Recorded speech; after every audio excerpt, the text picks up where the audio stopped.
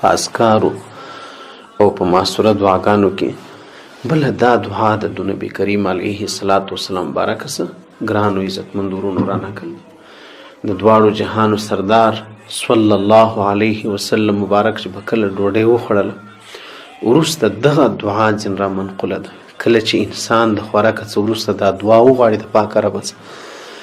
ګواکې دی انسان د دې ډوډۍ د دغه د الله د نعمتو چې تا ته الله در په نصیب کړل ستا رزق روزي الله پاک وګرځوله د دې شکر موږ ادا کړي او د دې دعا دا فضیلت او دا ثواب او دا پیدا هم په کتابو کې رانقل ده چې کله انسان دغه دعا وغواړي وی الله رب العزت دی انسان ته مغفرت وکړي او کله چې انسان د دې ټولې دنیا نعمتونه الله پاک ور په نصیب کړي او انسان پر دې نعمتو پر دې خپل رزق او روزي باندې وی الحمدلله ګواکې انسان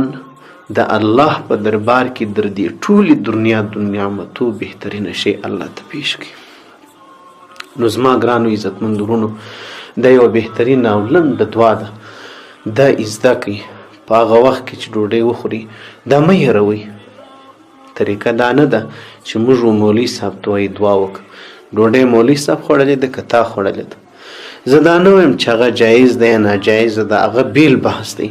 اما لیکن ګوره چې دا اوداسه ځای ته ځې چې ځین راوځې او چې کپړې اغوندې چې کاږې وباسې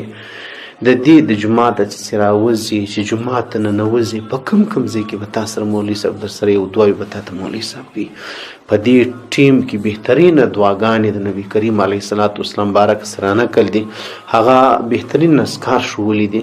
د دواړو جهانو سردار چې د انسان د دنیا او د آخرت خیرونه او برکتونه پکښې کي هم د الله رضا هم خیرونه او برکتونه د دنیا هم ثواب هم ګټه او نفع د دنیا. نو هغه اذکار موږ تاسو لره په خپله زده کول پکار دي او بیا دی الله پاک موږ ته د دې توفیق را نصیب کړي چې په خپله عملي زندګي کې راولو. په هغه دعاګانو کې یوه دعا دا ده د دې دعا الفاظ او لفظي ترجمه درته راخلم. د دعا الفاظ دا دي دا به تاسو ته لیکل کېږي هم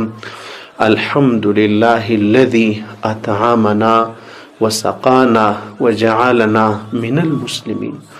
الحمد لله الذي أطعمنا وسقانا وجعلنا من المسلمين. الحمد لله الذي ټول تعریفونه هغه الله رب العزت لره دي اطعمنا دا زموږ تر وس وتلې وه دا خبره چې موږ دې هم وکرو هم دې وریبو هم دې وختونو هغه چې کوم د پخېدو اسباب دي هغه دې ورته مهیا کړو